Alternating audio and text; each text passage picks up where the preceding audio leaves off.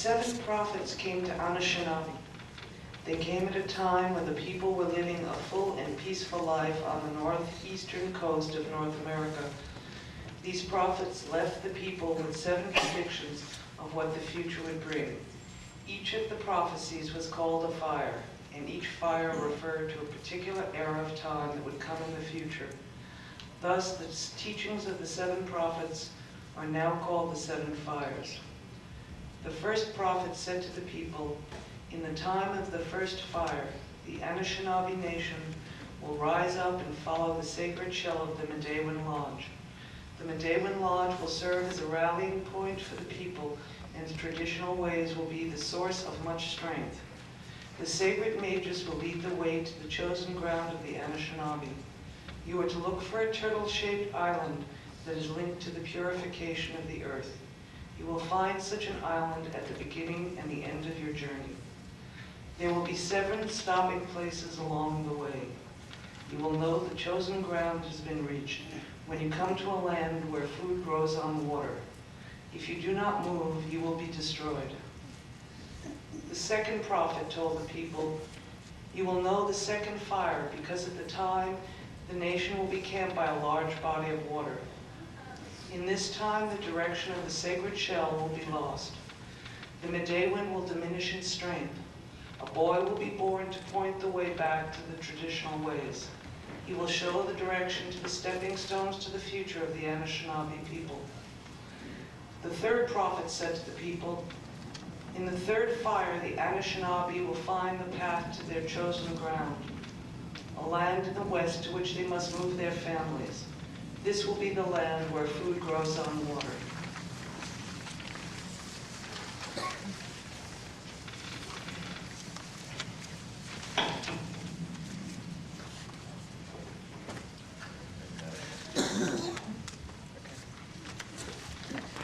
Some of the orders on some of them are a little messed up, so look at the page number. The fourth fire was originally given to the people by 2 prophets. They came as one. They told of the coming of the light-skinned race. One of the prophets said, "You will know the future of our people by the face of the light-skinned race wears. If they come wearing the face of brotherhood, then there will come a time of wonderful change for generations to come. They will bring new knowledge and articles that can be joined with the knowledge of this country. In this way, 2 nations will join to make a mighty nation. This new nation will be joined by 2 more, so that 4 will form the mightiest nation of all.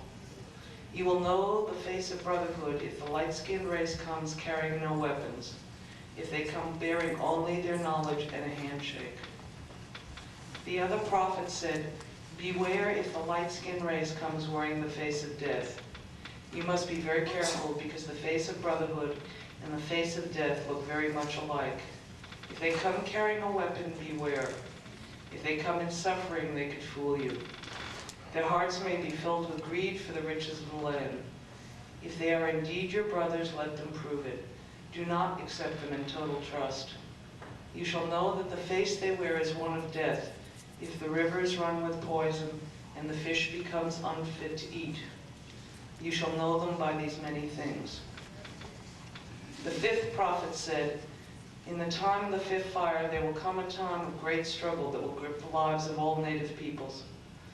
At the warning of this 5th fire, there will come among the people one who holds a promise of great joy and salvation. If the people accept this promise of a new way and abandon the old teachings, then the struggle of the 5th fire will be with the people for many generations. The promise that comes will prove to be a false promise. All those who accept this promise will cause the near destruction of the people." The prophet of the 6th fire said, "In the time of the 6th fire, it will be evident that the promise of the 5th fire came in a false way. Those deceived by this promise will take their children away from the teachings of the elders. Grandsons and granddaughters will turn against the elders. In this way, the elders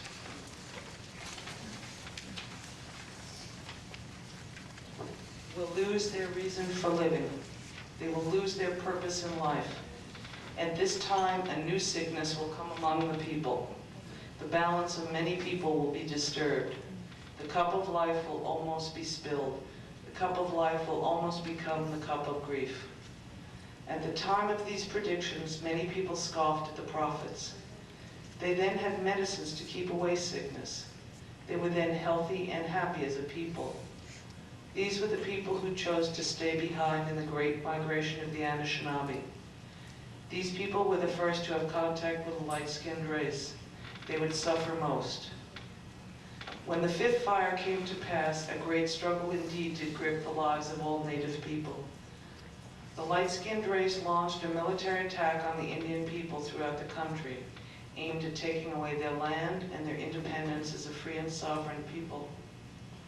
It is now felt that the false promise that came at the end of the fifth fire was the materials and riches embodied in the way of life of the light-skinned race. Those who abandoned the ancient ways and accepted this new promise were a big factor in causing the near destruction of the native people of this land. When the sixth fire came to be, the words of the prophet rang true, as children were taken away from the teachings of the elders. The boarding school era of civilizing Indian children had begun. The Indian language and religion were taken from the children. The people started dying at an early age. They had lost their will to live and their purpose in living.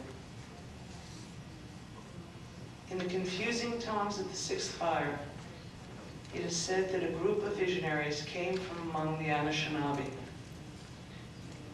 They gathered all the priests of the Medewan Lodge. They told the priests that the Medewan Lodge was in danger of being destroyed. They gathered all the sacred bundles. They gathered all the scrolls that recorded the ceremonies. All these things were placed in a hollowed-out log from the ironwood tree. Men were lowered over a cliff by long ropes. They dug a hole in the cliff and buried the log where no one could find it. Thus the teachings of the elders were hidden out of sight but not out of memory. It was said that when the time came that the Indian people could practice their religion without fear, a little boy would dream where the ironwood log, full of the sacred bundles and scrolls, were buried.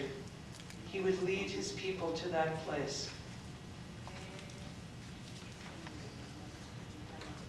The seventh prophet that came to the people long ago was said to be different from the other prophets. He was young and had a strange light in his eyes. He said, in the time of the seventh fire, new people will emerge. They will retrace their steps to find what was left by the trail. Their steps will take them to the elders, who they will ask to guide them on their journey. But many of the elders have fallen asleep. They will awaken to this new time with nothing to offer. Some of the elders will be silent out of fear. Some of the elders will be silent because no one will ask anything of them. The new people will have to be careful in how they approach the elders. The task of the new people will not be easy. If the new people remain strong in their quest, the water drum of the Medewan Lodge will again sound its voice. There will be a rebirth of the Anishinaabe nation and a rekindling of old flames. The sacred fire will again be lit. It is at this time that the light-skinned race will be given a choice between two roads. If they choose the right road, then the seventh fire will light the eighth and final fire, an eternal fire of peace, love, brotherhood, and sisterhood. If the light-skinned race makes the wrong choice of the roads, then the destruction which they brought back with them in coming to this country will come back at them and cause much suffering and death to all of Earth's children. Traditional Mide people of Ojibwe and people from other nations have interpreted the two roads that face the light-skinned race as the road to technology and the other road to spiritualism. They feel that the road to technology represents a continuation of the headlong rush to technological development. This is the road that has led to modern society to a damaged and seared earth. Could it be that the road to technology represents a rush to destruction. The road to spirituality represents the slower path the traditional native people have traveled and are now seeking again. The earth is not scorched on this trail. The grass is still growing there. The prophet of the fourth fire spoke of a time when two nations will join to make a mighty nation. He was speaking of the coming of the light-skinned race and the face of brotherhood that the light-skinned brother could be wearing. It is obvious from the history of this country that this was not the face worn by the light-skinned race as a whole. That mighty nation spoken of in the fourth fire has never yet been formed. If the natural people of the earth could just wear the face of brotherhood, we might be able to deliver our society from the road to destruction. Could we make the two roads that today represent two clashing worldviews come together to form a mighty nation? Could a nation be formed that is guided by respect for all living things? Are we the new people of the seventh fire?